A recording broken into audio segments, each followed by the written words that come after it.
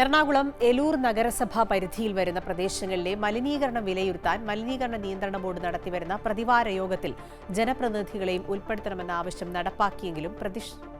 നടപ്പാക്കിയില്ലെങ്കിൽ പ്രതിഷേധം ശക്തമാക്കുമെന്ന് കൌൺസിലർമാർ. എല്ലാ ശനിയാഴ്ചയും നടക്കുന്ന യോഗത്തിൽ PCB ഉദ്യോഗസ്ഥരും കമ്പനി പ്രതിനിധികളും മാത്രമാണ് നിലവിൽ പങ്കെടുക്കുന്നത്. ജനങ്ങൾ നേരിടുന്ന പ്രശ്നങ്ങൾ യോഗത്തിൽ ചർച്ചയാകുന്നില്ല എന്നാണ് ആക്ഷേപം.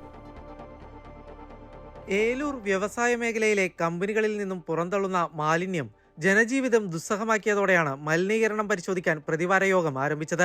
എല്ലാ ശനിയാഴ്ചകളിലുമാണ് യോഗം. യോഗത്തിൽ കമ്പനി പ്രതിനിധികളും PCB ഉദ്യോഗസ്ഥരുമാണ് നിലവിൽ പങ്കെടുക്കുന്നത്. 2 മാസമായി നടന്നുവരുന്ന യോഗത്തിൽ ജനങ്ങളുടെ പ്രശ്നങ്ങൾ ചർച്ചയാകുന്നില്ലെന്നാണ് മുനിസിപ്പാലിറ്റിയിലെ ജനപ്രതിനിധികൾ ചൂണ്ടിക്കാണിക്കുന്നത്.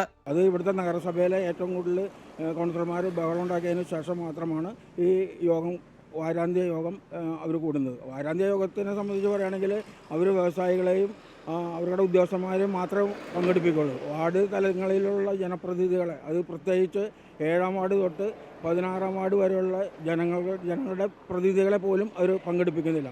കൗൺസിലർമാരുടെ ആവശ്യപ്രകാരം കഴിഞ്ഞ ശനിയാഴ്ച നടന്ന യോഗത്തിൽ മുനിസിപ്പാലിറ്റി ചെയർപേഴ്സണെ യോഗത്തിൽ പങ്കെടുപ്പിച്ചിരുന്നു. വരുന്ന യോഗങ്ങളിൽ മറ്റ് കൗൺസിലർമാരെ കൂടി പങ്കെടുപ്പിക്കുമെന്നാണ് PCB അധികൃതർ വ്യക്തമാക്കിയത്. കൗൺസിലർമാരെ യോഗത്തിൽ പങ്കെടുപ്പിച്ചില്ലെങ്കിൽ ശക്തമായ പ്രതിഷേധം ആരംഭിക്കുമെന്നും ജനപ്രതിനിധികൾ അറിയിച്ചു. ഇപ്പോൾ ബയോഫിൽറ്ററുകൾ പ്രവർത്തിക്കുന്നു, ഇത് കൃത്യമായി പ്രവർത്തിക്കുന്നില്ല. ഇത് പ്രവർത്തിക്കാനുണ്ടോ ഇല്ലയെന്ന് നോക്കേണ്ട സംവിധാനം ചെയ്യേണ്ടത് പൊല്യൂഷൻ കൺട്രോൾ ബോർഡാണ്.